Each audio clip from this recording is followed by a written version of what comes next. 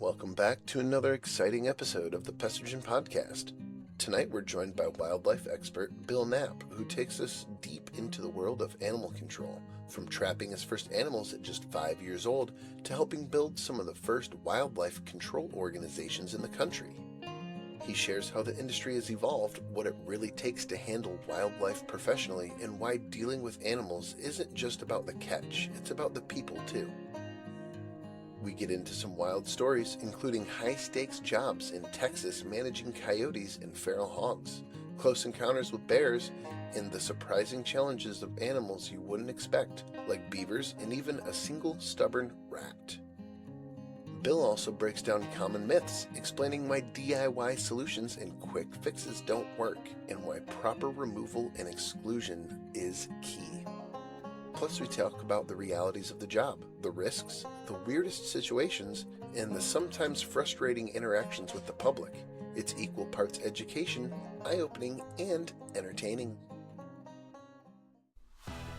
It's time for the Pestogen Podcast with your hosts, Jenny and Candace. Hello and welcome back to another episode of the Pestogen Podcast. I am your co-host Candace, and as always beside me is the beautiful and wonderful Jenny Wilson. How are you doing, baby? How was your week? Hi, sweet lady. It was good. Not anything too eventful this week. Well, you got to go learn about mosquitoes. I did get to learn about mosquitoes, and I passed my Category 8. That was a lot of fun. The seminar thingy was a lot of fun. I did probably the most, terrifying moment, maybe not terrifying, but was that I'm driving down the road. No, I was at the gas station. But I was at the gas station, and a freaking bed bug climbed up my breasticle in the truck. So I grabbed it, and then I put it in my water bottle beside me. So that was the first time I had a truck hitchhiker. Yeah, and it's not hot enough outside to just, go leave the truck outside in the sun. So that sucks. Yeah, just getting that, direct sunlight coming through the windshield. Yeah, Burn! But I had just did a bed bug inspection. That was, the last job I had done that day. So I'm guessing, I'm not thinking it came from the truck. I think it came from that account. But, crap. Oh, yeah. It's is there another one there? Is it hiding in my seat now? Yeah, not like it. How was your week, pretty lady? It was not bad. We, had the end of the month rush for the first couple of days. Then Wednesday and Thursday, we had our summit thing with the local housing, what they're doing to build more stuff, yada, yada. Bunch of people there. We did we're going to be doing an estimate for I don't think she's the CEO, but she was the head person there for one of the other housing development. I don't know what to actually call it. That put on the whole summit. So that was cool. We're going to be doing that, I think not next week, but the week after.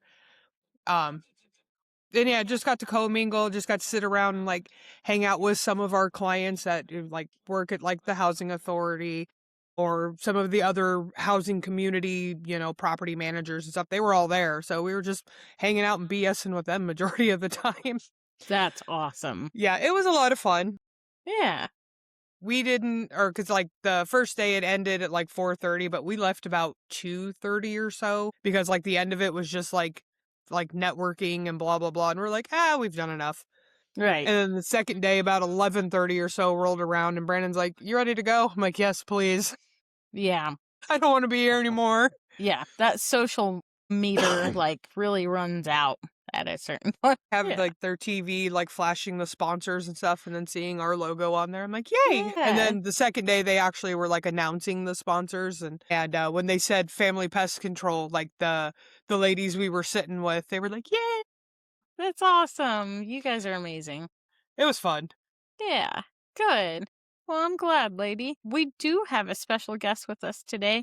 This is a special guest for Trio Pest Control as well, because it is who we refer our wildlife to for the Fort Wayne branch. So we thank you. And this is Bill Knapp. Hi, how are you, Bill? I'm good. How are you? We are good. We are excited to have you on the show. You're a wildlife expert. Tell us a little bit about how you got into wildlife. I started trapping at the age of 5. I wasn't even strong enough to set a trap. My dad would set them. I'd have to carry them to the spot and set them down and stake the traps. And so it became a lifelong passion. And the fur market was at record highs at that point. And right around the end of 1986 is when the fur market crashed. And the only way we could get permission, I had a trapping partner, and we could only get permission to get on ground to do favors for farmers, stuff for them during the summertime. And now we were sitting on hundreds of fur we couldn't even sell by the beginning of 1987. So he decided, contacted the state of Ohio, and decided to work with them and get a wildlife control permit. And I think himself and I were the first 2 people to ever have a permit in the state of Ohio to do commercial wildlife control. And Wow. it was quite a learning curve, though, because when you're just a fur trapper, it's just you and the animal. That's what you're dealing with. When you become Mhm. commercial, it's you, the animal, and the customer. Yeah. And nobody ever thought that the business would ever work, because I grew up in a pretty rural area. It's all little small towns with a lot of farm ground in between them. And everybody would, even my own father said, "You're never going to make that as a business because if people just shoot their problem." And Mm-hmm. that's not true, because there's just as much wildlife inside a city limit in a lot of these towns and villages as there is outside of. And there's no discharge of fire. Yeah. Yep. So that's Right. pretty much what I done. And then somewhere around, I'm assuming like 94 or 95, I got a call from a gentleman out of Indianapolis, and they were forming the first ever wildlife control community, an association for all of us to network. So I was at ground level for 4 of us people. One was from Terre Haute, one was from Indy, there was myself from Auburn, and then another gentleman from actually around New Haven. And we formed what was called IADCA, Indiana Animal Damage Control Association. And we, in the first year, we had like 25 members. And then after that, it took off to, within a couple of years, over 100 members. Nice. And then That is awesome. out of out of Indianapolis, then the same group of guys, we formed the National Wildlife Control Operators Association, which is basically known today as NUCOA. Mm-hmm. And so I was the vice president for IADCA. I was the first secretary of NUCOA, and then NUCOA just took off. It just exploded. Well, it was just that I was one of the founding members of 2 organizations, and I also helped Michigan set up their wildlife control operators organization up there too. That That's is cool. awesome. And so MADCA, that's called, and they're doing really well up there. I've tried to keep abreast of every new development in the trapping world that I find. I was a featured presenter for the National Trappers Association multiple times, also Fur Takers of America, and also Indiana, Michigan, and Ohio's Trappers Associations. And those are tailored more to fur trapping, but some of that rolls over into wildlife control like I do. That's awesome. I was instrumental in getting a snaring law passed in Michigan to use snares. And I testified there. I testified about Canada geese in Indiana too, down at the state courthouse. So it's been fun. Let's just put it that way. It's been a lot of fun. And the networking is the most important part of it. Everybody can learn something from someone. Yeah. Yes. Even if it doesn't seem like it pertains to you, it might eventually show up. Absolutely. Taught fur trapping, had students come in for, a week at a time and stay. And when I was teaching fur trapping, I always tell them never say never, never say always. Yeah. Because you're going to run into something that you're not going to ever seen before, or may never see again. For me, I had a partner out of Maryland, and this was due to networking. We met through NUCOA, and we founded what was called the National Wildlife Damage Management Academy. And Okay. we took 50 students for 1 week, They got hands-on plus classroom work. They got a certification at the end that was recognized. And we ran it for 3 years until my partner passed away. And then I was kind of like, I didn't want to do it without him anymore. So I sold that. And it's now, I think, operating out of Tennessee. But that was great because we had students from Australia, Canada, all 50 states. We had a student from Mexico. I mean, it was really cool. That is pretty But cool. yeah. And everybody's got their specialties. You know, that's the crazy part.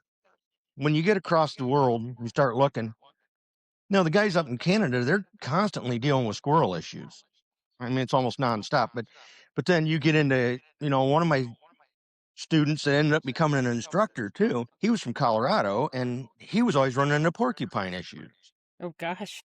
And then I had another one out of Minnesota that was constantly doing black bear. Lord. Yeah, I'm good on that. Yeah. No, thank you. No, thank you. Well, That's great. I've said this as a joke, but it might be true. If it walks, crawls, swims, or flies, at some point in time, I've worked with it. Makes sense. Yeah, fair. Yeah. I had a real good contract for a couple years in Texas, and I had 1.1 million acres to deal with coyotes, bobcats, and feral hogs.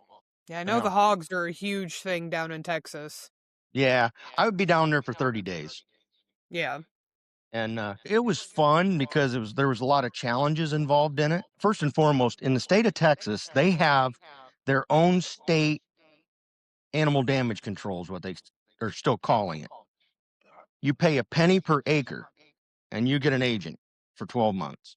And then you can also call in USDA APHIS ADC, which is now Wildlife Services. They've changed that name to Wildlife Services. You can also have one of them too, and I think it's another penny an acre. Well, I was going in because when I went in, the rancher would have them pull all their equipment off, and I had 30 days to work on everything by myself. And all these animals, especially with the coyotes and hogs, they've been picked at and picked on for quite some time. And so there was a lot of educated stuff there to deal with. Oh, nice. Yeah. Now when you got to do like the hogs and stuff, because I know a lot of people, just like normal, quote unquote normal people, will like go out hunting them with guns and just shoot them dead because there's such a horrible thing there.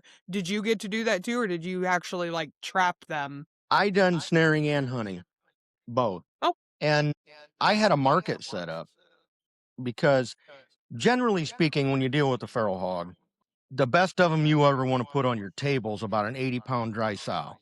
And you don't want to eat one of those old boars. But we had found a buyer for feral hogs down there, and he paid 80 cents a pound.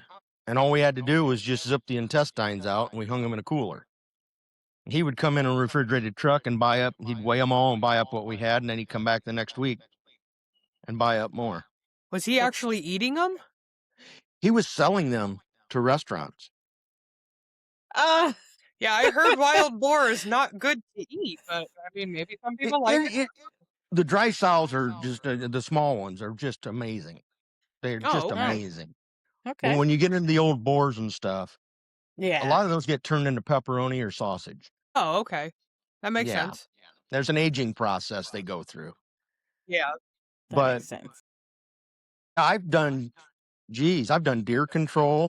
I did do some bear, and that'll get your attention. Yeah, fair. Yeah. Did you ever get to go to like Florida and do the iguana control there that they do? I'm interested because I got one of my former students in my wildlife academy that just opened an office down there. And he's just getting his market situated right now. He's got 27 offices through the South, but this is his first one in Florida. Jeez. And anyway, he and I have been speaking here recently about me taking a little vacation and going down there, and we'll do some iguanas, we'll do some gators, we'll do some Burmese python, some stuff like that. Just have a little fun, but still make some money. Yeah. That's awesome. I haven't paid for a vacation in years because I always set them up where I'm working. I go to these really cool places. If it works, it works. I mean, I go to these really cool places and I get paid to be there. Perfect. That's awesome. Why wouldn't you take that? I mean, Yeah. So what's been But like the hardest like animal, whether it's bird, fish, something that walks on land that you've had to trap? Like generally, not one specific one, but like bears are really hard or whatever. usually hogs and bears and stuff like that, they're pretty easy. I think the two worst that I run into are coyotes that have been trapped on really hard and pressured really bad, and beaver that have had some bad situations. Okay. Believe it or not, beaver can be a real thorn in your side. It took me 45 days to catch one beaver one time. Oh geez. Yeah. Yeah, I'm happy. I had a lady requesting that I come take care of a beaver, and I'm like, I don't have a wildlife license. I can't do that. So I told her to get hold of, Fish and Wildlife. I'm like, start there. I don't know, but I'm happy that even if I did have a wildlife license, that I wouldn't have taken that, because if it takes me too long to catch a rodent, I get pissed. Yeah. Rats can be a pain in the butt when you're down to a single rat. Yeah. Yes. Oh my God, I God. hate that. And Yeah, that's that's what mine was. My last that's one. one rat. Yeah. Because they have no competition for food and they're neophobic anyway. Yep. So no competition for food. They'll avoid your stuff forever. I Oh just yeah. I just if I get somebody that says I got something getting in to some groceries, I've got some droppings and this and that. The first thing I do is I go into every room and look for a bar of soap, like a bathroom or a kitchen sink or something. Yeah. Believe it or not, I don't know why, but rats love to find soap, and they'll leave teeth marks in it. Yeah. For But a I sec, thought the Irish Spring kept them away. for a second, Oh, I thought he was going to be like, Irish Spring will take care of him, and I was going to be like, Bill, we got to We're talk. ending this now. I love these. I love these home remedies you see Oh online. God. Oh, they Right. crack me up. Yeah. Mint and everything else used on this, and I'm like, okay, keep messing with it. You're going to put more money into fooling around with that crap and more time than you would if you just called me and I'd be in there in a day or two and it'd be taken care of. Yep. I have a question based on that. One thing wildlife related that I see often is like the mole like thingies in the ground that will like squeak or whatever Oh or yeah. The beep or like. whatever. Yeah. Yeah, those don't work, right? No, there is no solution in a can for wildlife. Yeah, No. I didn't think It so. has to come down to direct removal. Now, don't get me wrong, there are some exclusion tactics you can use and stuff that's going to take some of the pressure off, but if you Right. don't reduce that population, it's just going to be a continuing issue. Yeah. Oh yeah. I mean, we've had some success working with homeowners getting a solar charger and running an electric fence around some lake properties, keep geese off their property. Mm. And we've had some success there. It remains to be determined how much, because when you're doing harassment, and that's basically a form of harassment, Yeah. it has to be continual and caustic. There Mhm. has to be a consequence to with it. Well, there is with with an electric fence, especially when a goose gets out of the water and he's wet. He God. touches that electric. But Yeah. if I could invent something in a can to get rid of wildlife with no trapping, no nothing, I would be more than happy to put it on the market and retire Right. immediately. Right. I might even just sell the rights to it and make enough money to retire and be done with it. There But, you go. I get up in attics and there's always old mothball boxes up there. And this is one of Oh, the the things mothballs. that I've talked to some game departments about. They have on their website ways to try to deter wildlife. And a lot of states still have it. I got Yeah. rid of it in Indiana, but they had used mothballs and throw mothballs in a confined space. And I said that the label's the law. It's Yeah. not labeled to be used that way. And you're Nope. giving that advice out. Yep. Yeah. Yeah. That's not good. Yeah, but see, the Well- label is the law for the licensed professionals. The layman can just do whatever the hell they want and, Apparently. dump a whole bottle of Termidor concentrate, around their house and be like, yeah, it's good. Yeah. Well, it's crazy. There's been a lot of things, a lot of poisoning of wildlife going on nationwide. And they've taken the change the active ingredient and what they're using. But I don't know how many times I've had to go to a job and dig a rotten raccoon out from underneath the deck because they poisoned it. Yeah. And that price tag gets pretty hefty. I bet. Oh, yeah. We bet. we actually just did one for one of our property managers. He called and was like, "Oh, the tenant's saying they have a bad smell. Think, there's a dead rodent or something in the crawl space. Can you go find it?" Brennan's like, "Yeah, sure, fine." So he goes, and it was like a whole big ass mama raccoon. And yeah, he's like, "Yeah, this price just went from like $100 from grabbing a rat to like 300 because screw you." Yeah. Oh, you can't. You got to walk around the rest of the day smelling that way, and your vehicle stinks so bad. And I've done a lot of dead deer removal. They'll Ooh. go out on. Ooh. They'll go out in a pond and then fall through the ice and drown. Oh no. And then they're under the ice for a lot of the winter. And then as soon as it gets nice out like it is now, and the sun shines on them a little bit, they bloat and they float to the surface. Blech. Yeah. It's nasty. You get them in the truck and you go get rid of them as fast as you can, and then you go to the car wash. Yup. Then you take a long hot shower. Yep. Like spray it up your nose. That's like, I don't know. Vicks. Put it on your Yeah. upper lip. Yes. Yep. I've done that for like bad roach jobs, Yeah. even bed bug jobs where people just have nasty houses. It's just like whoop. Yeah, we removed. Go ahead. There was a deer caught in the ice, and like everybody was posting about it on Facebook. And then the next thing I know, I'm seeing pictures of like a dozen grown adults standing on the ice trying to pull this deer out of the ice. And my first thought is like, all of these people are risking their lives together for this deer. Like, it wasn't smart. Was it already dead or No, did it was alive. Oh, okay.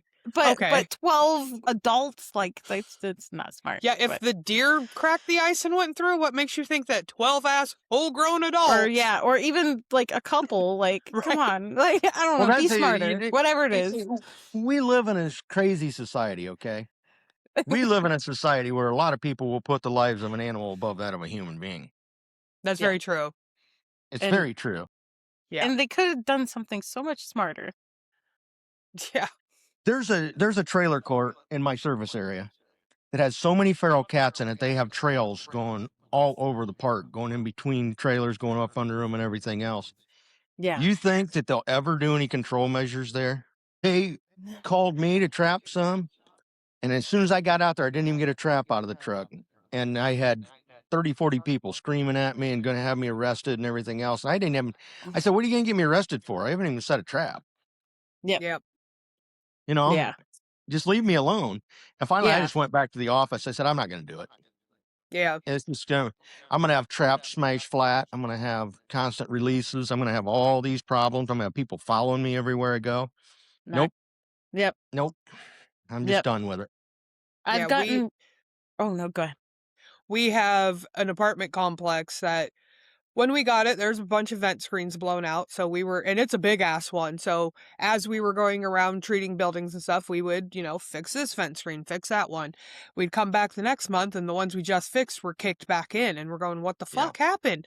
And then people would Yep. be like, oh, well, my cat was under there. And it's like, no, the hell it wasn't.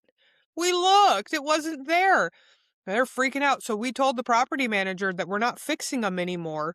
And if a rodent gets in, then the tenant's going to have to pay for it because they're the ones that reintroduced it and broke the vent screen out. And they're like, okay. Yeah. They had no problem with it, but it's like, I can't keep fixing this for you to just kick it the hell back in. Well, I have a clause in my contract. And when I get on bigger jobs where I know that I can't monitor nearly as closely, multi-tenant buildings or something, they Mhm. sign a contract and it states right on there, the property owner or manager is responsible for my equipment. If I go back and my equipment's damaged, they're buying it. If I Yeah. go back and it's missing, there's always been this idea too, and this goes clear back to when I was a kid trapping. People walk out in the woods and they see an animal in a trap and they kill it. They take the animal and they take the trap. And I found this trap in the woods with a fox in it. No, somebody legally set it. Yeah. And now you just stole their trap and their fur, you know. Right. Yeah. The competition back in the late 70s and through the 80s was intense. Oh, I bet. I mean, it was intense when you were getting $40 for a road-killed raccoon in 1985 money, Yeah, that's a lot. you know. And I was catching about 800 of them a year. Damn, that's awesome. Yeah, I've got some astronomical numbers. I was lucky enough to have access to good properties, number one, and worked really, really hard with good equipment. And, it worked out for me. I mean, I caught the most red fox in the state of Indiana 3 years in a row. Yeah. And, it's just, I caught the first coyote that anybody knew of caught in a trap in Williams County, Ohio back in 1983. And then Nice. the DNR come and confiscated it and made them protected for 5 years, and now they can't get rid of them. Because way too many. Yeah. Oh, But we yeah. always, even though I'm licensed by them, I always call them DNR, means do nothing right. Yeah. Yeah, that's how Oregon's heading. They're trying to pass some bill to, like, you can't hunt, you can't fish, we can't kill Can't raise, rodents. you can't have chickens. You can't. I saw it. Yeah. Yep. I saw it on And Instagram. that is legit. And they're like, even like if you already have, your farm animals, you're a farmer, dairy farm, whatever, you can't artificially inseminate your cows because then it's considered sexual abuse and or animal rape. And it's like, what the hell? What the Yeah, you fuck? can't even go like stud out or whatever your own dog. Yeah. It's insane. I'm like, I swear to God, if this passes, me and Brandon are going to jail because about I'm to not say- going to stop killing rodents. It's majority of my work here. Just come out here to Indiana or Ohio I don't think I could so take I can the be cold close there. to my besties. No, the cold is relative. I mean, I lost probably 3 weeks worth of work when we had that real cold spell. We had 9 inches of snow in one day, and it Yeah. never come off, and it just stayed really, really cold. And everybody knows that most of the work in that time of the year is rodents. Yeah. Yeah. And around here, and those bait boxes and keys get bent, and the boxes break at the hinges and everything else when they're that cold. Now, I Yeah. don't feel like paying $30 to replace a box because the lid broke off from it when I can wait until Right. the sun shined on it a little bit and I can get it opened up. Exactly. Just bring a blowtorch.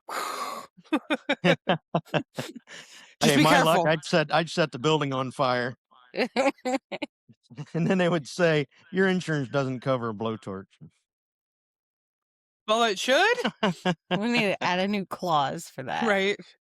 We I have had the a add a clause blowtorch on my clause. insurance though for firearms use. There you go. Understandable. Yeah, Very smart. it cost me another $100 a year, but Oh, that's not bad. it's worth Yeah. it.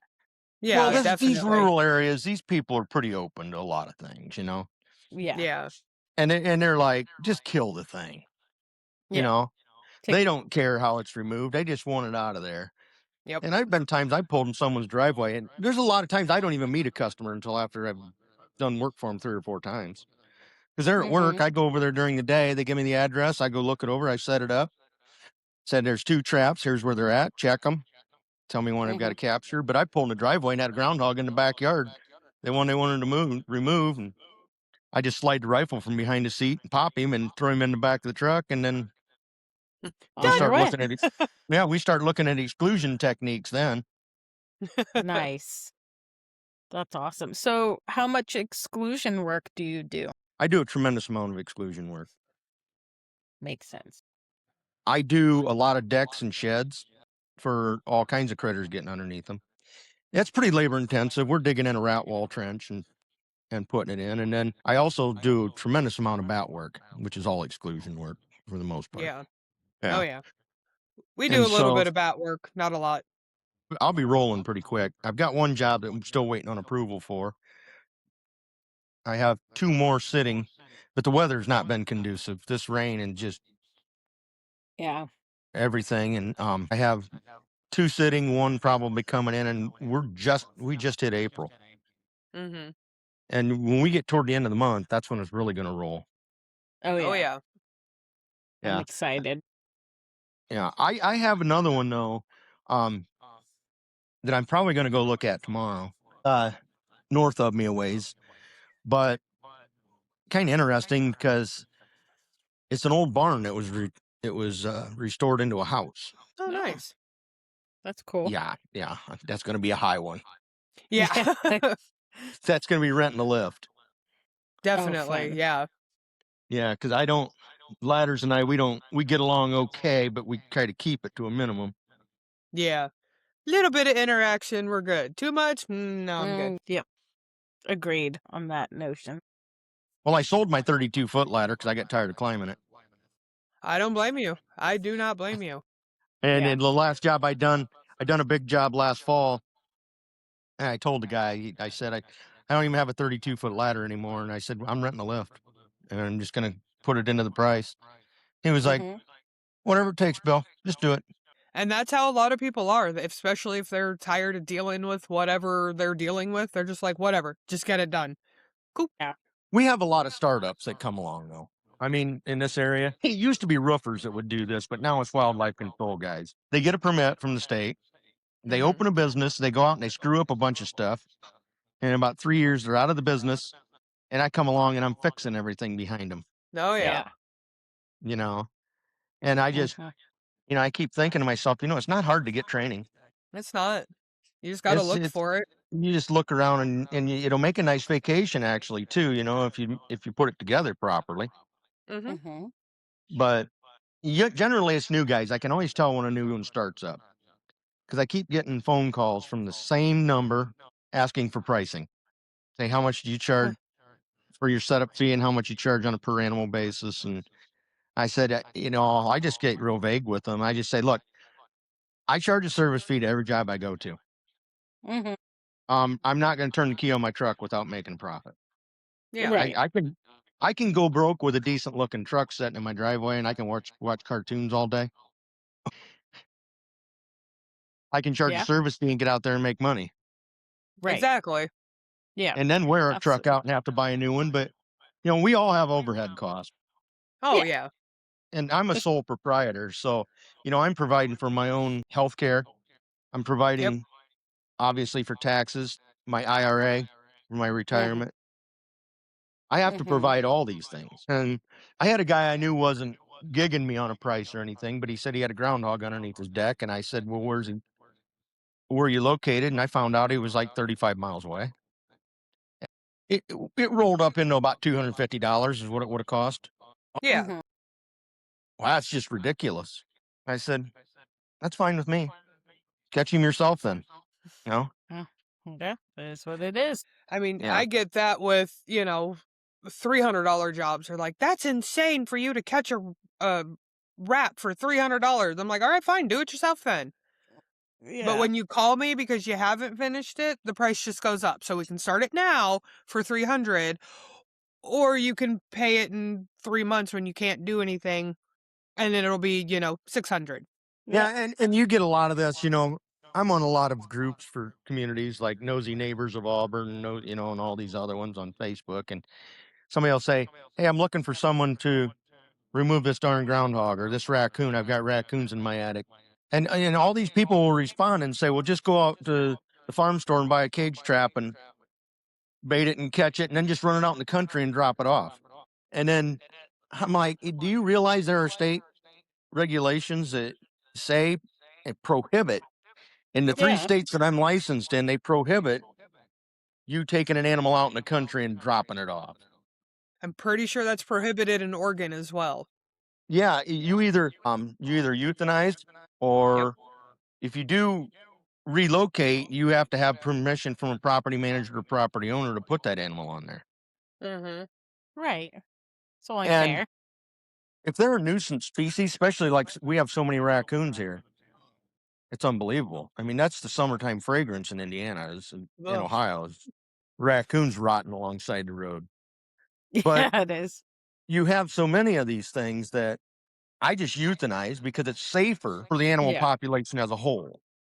Yeah. I've been lucky enough to participate in a lot of on relocation, and they get fancy and they change the names and call it translocation and all kinds of goofy stuff. Anyway, it's just moving an animal from one area to another. Oh, yeah. Well, when you're in town and you catch a raccoon out of an attic, for the most part, you're guaranteed that animal lived in town its whole life. Mm-hmm. So where's it going to go as soon as you let it go? Try to find Right? people It's- again. That's what it's It's used going, to. it's going to people, and it's going to become someone else's problem. And they find out that these attics are nice and cozy and warm and dry in the wintertime. And, just those kind of things. But what I found when you go across the spectrum, from skunks to squirrels to, it was fun putting a radio collar on a skunk, by the way. Did you get sprayed? No, put it inside a tube and then just left its head and neck stick out, put a collar on it, and then dumped it out. Okay, that makes sense. Yeah. Yeah. But anyway, within 3 days, that pest animal, 80% of them are dead. Shoot. They're going to go toward people again. And I got this big nasty dog of mine, and if a groundhog or coon comes into the yard, it's done. It's dead. And there's a lot of farm dogs out there running it that way. Or they get out on the road not knowing where they're at and they get hit. Or the stress from being relocated to a brand new environment. That's the big one, Yeah. is the fact that you don't know if that animal has a clean bill of health. You didn't take it to a vet and get blood work done or anything. It could have a latent disease in it. And the stress of the relocation, and since they don't sweat to get rid of a lot of that out of their sweat glands and everything, that lactic acid and everything's built up in their system so high the disease could kick in. And that's the other portion that I sell customers on, because I'm telling them the truth, Yeah. is the fact that we don't know if this animal's healthy or not. I could take this animal and dump him in a woods where there's 20 other raccoon already living in there, and he could have distemper but not be showing any visible signs of it yet. I could kill every one of those coon by moving one coon into there. And Yeah, see, and so peop- you just don't have that. That is the difference. One of the biggest differences with pest control and wildlife control. yeah. Yeah, I came out of wildlife control into pest control because I had customers asking me to start taking over that work from these big box companies. Let's just put it that way. There you go. And they asked for my service to take over those jobs. And I said, okay. And I had studied, I certified myself. I got it ingrained in my head, and I took off. And it's been a nice niche for me as far as in the wintertime when things are really slow, 25 or 30 rodent services sitting out there to do, you know. But I'm a one-stop shop, so to speak, other than termites and bed bugs, which I don't do. And that's how Jenny and I exchange cards was the fact that I get those calls and I want someone to give them to. In exchange, I know they get wildlife calls, and you just send them to me. Exactly. Yep. And it's a win-win situation. So that's what makes networking so important. Yeah. It does. Yeah. We do the same thing with termite jobs here, and we haven't found a good wildlife person here, so we're still working on that one. But we do have a termite guy because Brandon is licensed to do it. We just don't have the rig to do it, and I'm not trying to invest in that right now. I personally didn't want to do termites because of the fact that my liability insurance would go up so high compared to the level of jobs I'm going to get. It's not a moneymaker for me. The same here, because like majority of our termites are just damp wood. We don't get a whole lot of subterranean, whatever. It's damp wood. Get rid of your fucking rotten wood, and there you go. So I'm not worried about it. And I've had maybe, because we've been around for 4.5-ish years, give or take a few months. I think I've had maybe 5 people ask about doing termites. That's not worth it for me. Right. Like, we'll go inspect and tell them what we think and whatever, but that's it. And then, I run into them in crazy ways too. It's like one time I was in a dark basement, didn't have a light bulb was out down there, had my headlamp on, and I grabbed a door frame and it come off in my hand. Oh God. I shined at the wall and I could see the mud tubes. I'm like, yeah, you got termites. A little bit. Call me. But yeah, that I love networking for that reason, because when Trio first opened an office in Fort Wayne, like I knew a lot, like I network a lot because of the podcast and everything, but I was like, I don't know who to send my wildlife to. So I was really glad I met you, because you have such a expertise in the field, and then we can swap. I can do bed bug just send and termite jobs back and forth, because there are no businesses anywhere around this area that have been in business 39 years like I have. Exactly. Yep. None. And I don't know if I've told this story on the podcast yet, but I had a experience where I referred a vendor, is what I'll say, and it backfired for me. Oh boy.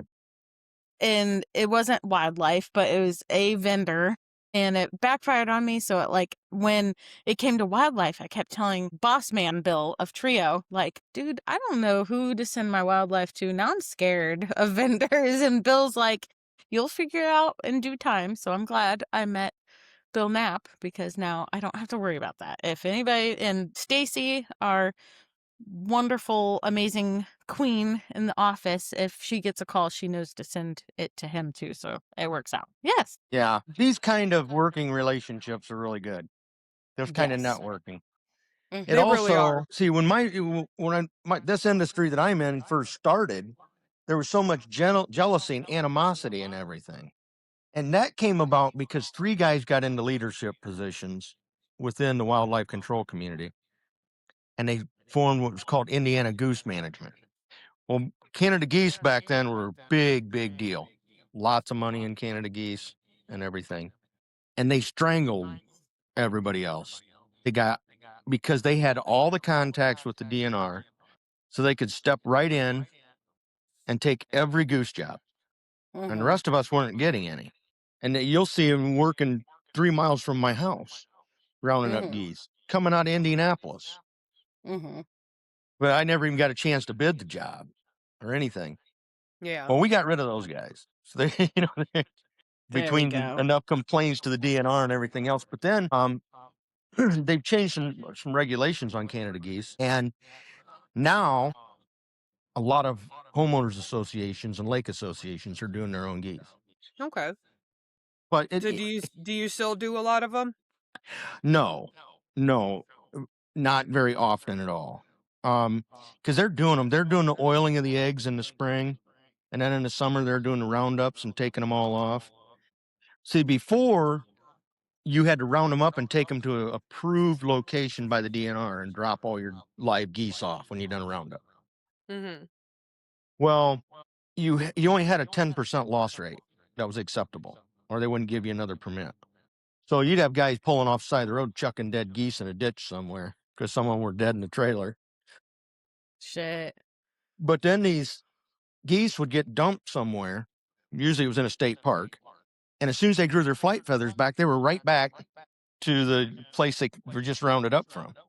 These people are paying $3,000 to $10,000 to have these geese round up done, and then turn around and 3 weeks later they got their geese back. Oh wow. So they That's rough. finally started giving the property and managers and everything around these subdivision ponds and everything else. They started giving them permits on their own to oil eggs in the spring so they don't hatch. They can do their own roundups and they have choices. They can call the DNR and find out where to dump them, but they're going to have to understand on their own that they're coming back at some point Yeah. in time. But they can also euthanize them too. Dang. I was driving down a side road in Fort Wayne.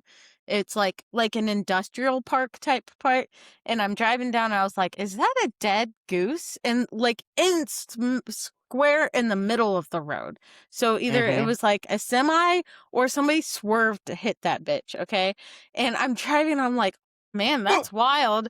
And then as I get down the road, I'm like, oh my God, whoever's coming down is going to think I fucking hit this goose. And somebody's coming down and like we lock eyes and I'm just like, it's not me. I didn't do it. Like, I didn't do it. It was here, I swear. But we were it was we were doing a goose roundup, and this is funny, but it's not funny. We were doing a goose roundup. There was about 10 of us on the I-465 bypass in Indianapolis, and we were right down at the end of the year. And so some of the geese were getting their flight feathers back. And here goes 5 geese taking off. And we're literally chasing them with remote control boats and stuff to get them up into the fence. And they take off and they start running on top of the water, flapping their wings, and they get about 6 feet off the ground. Here they are headed right for I-465. oh no. 5 of them. Here come a semi and bam! He had all 5 of them right in the grill of his truck. Oh, jeez. Lord. Here we go. I got to replace a radiator in the semi now. Man. That's wild. Geese geese get crazy here. Candace, do you guys experience a lot of Canadian geese or We Canada get geese. some. Canada geese? We get some. Like, I don't know. It used to be a lot more. But like we'll randomly see them, but not crazy like it used to be. Okay. Yeah, like when I was with the Red Diamond, I would straight up have commercial accounts calling me like, my semi truck driver cannot get out without getting attacked. What are you going to do about it? And I'm like, nothing, because I work for Big Box. Yeah. I Time don't to get a do garbage that. can lid and a broom and start playing Medieval Night on them. Right? Pretty much. Yeah. I run into some loners though every so often. I call the or the waterfowl biologist. He'll give me a one-use permit. You'll get a pair and they'll like build a nest in a flower box or something, right next to the door of a dentist office or something. And then Oh, they just keep God. attacking people. I got to go in there and catch two, Mhm. and haul them out of there. I did come across something neat though, and that was this. I was experimenting because I had chickens all my whole life growing up. I have these chickens, and you get a hen that's either eating eggs. You're going to have a hen sometimes eating eggs, or you're going to have one that gets broody, and she just wants to sit. And so I found this place, and this guy had a little woodworking shop. I had him make me some wooden eggs. This was for chickens first, and I painted them and put them in the nest box. Every nest box had one. So if I had one eating eggs, she'd go in there and peck on them, peck on them, and peck on them, and couldn't get through the shell, and she would quit. And Oh, that's smart. the broody ones would rake them all over into one box, and they'd be sitting on wooden eggs. I just leave them sit. I can sit there forever if you want. I don't care. And so when you have Canada geese, if you do a nest destruction, which you can get a permit for, to literally just bust the eggs and trash the nest, they'll rebuild the nest and lay more eggs right away. Okay. So that's why you So, oil them? well, yeah, you oil them because they'll never hatch, and they'll just sit on them all summer and they won't ever hatch. But the other part about it is, I'll just take the eggs and I'll put some wooden eggs in there, That's and smart. then yeah, because you gotta have a couple people to oil eggs because Yeah. Yeah. they're gonna try to attack you. They're gonna be messing with you Yeah. the whole time. This way, you just chase them off once, you grab the eggs, put wooden eggs in, and you walk away. That's smart. That is smart. That's That's so cool.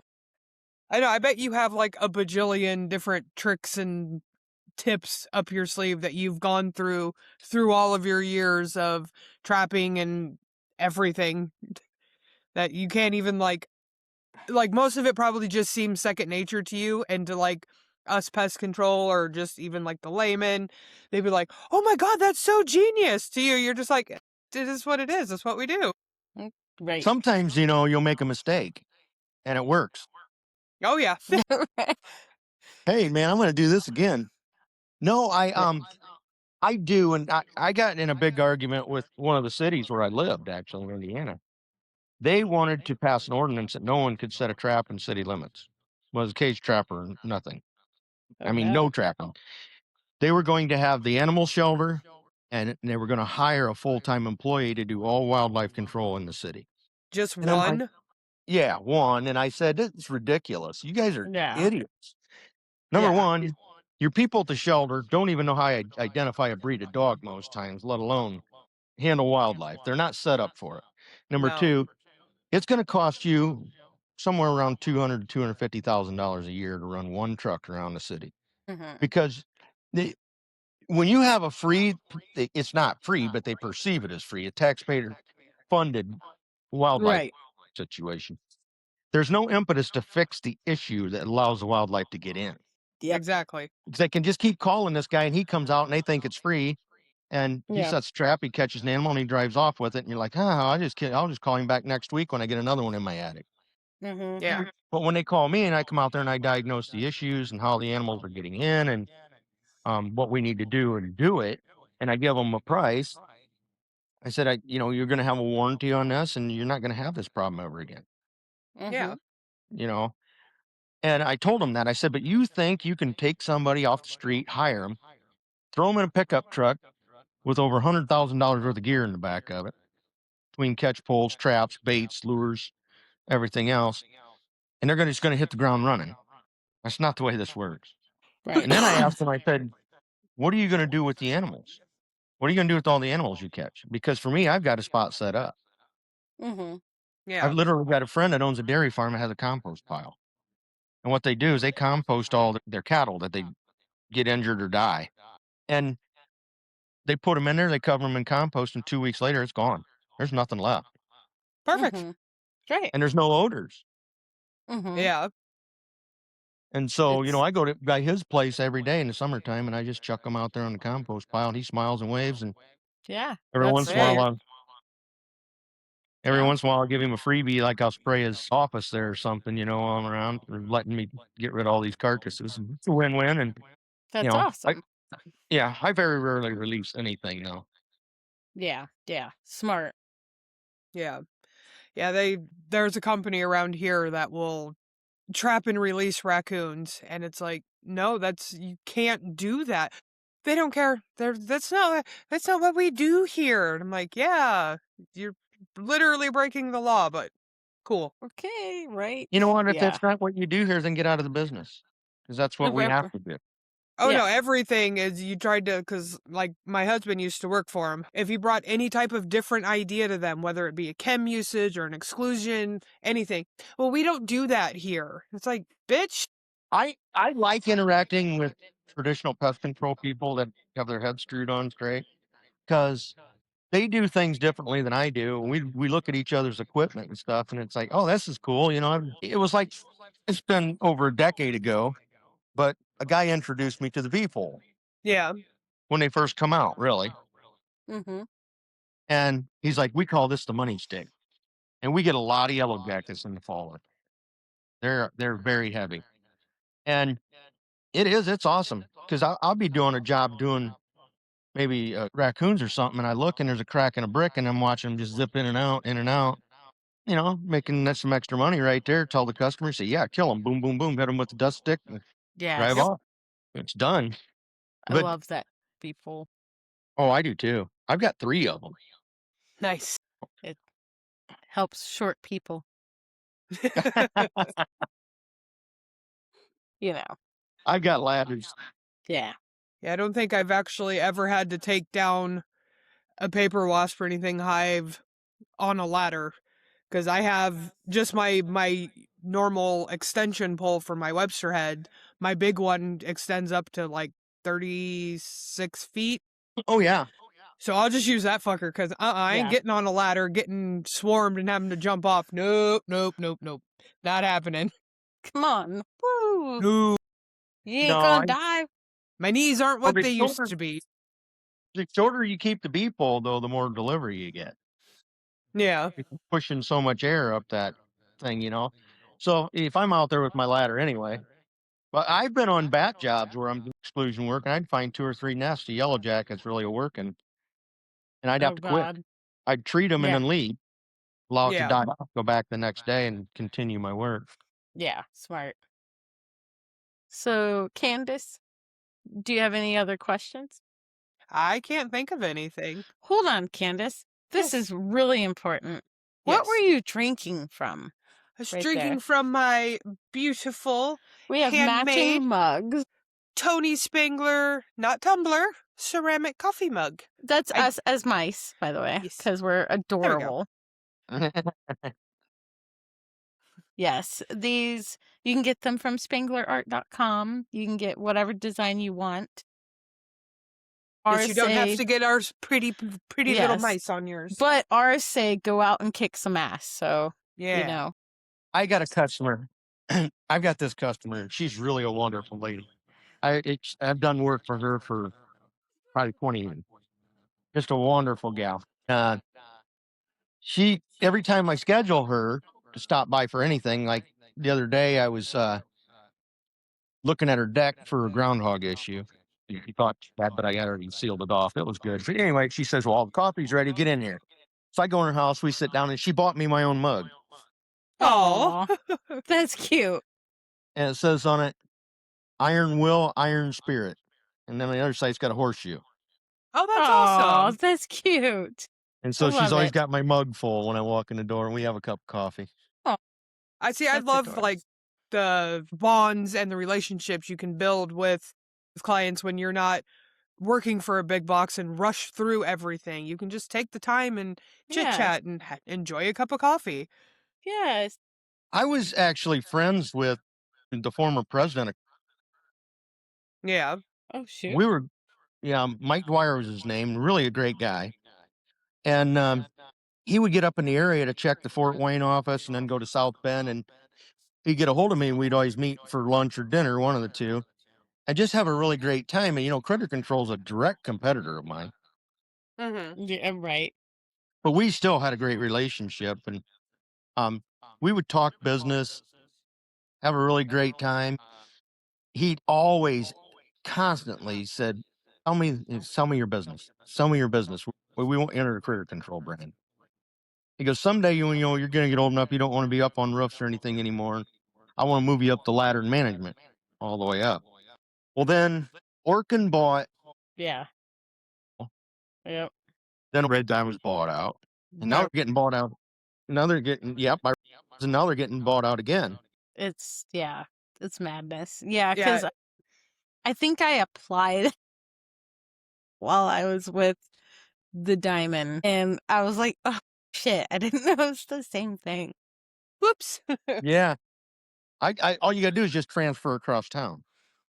Yeah. I Right, don't think exactly. I don't think there is a Critter Control office in Fort Wayne anymore.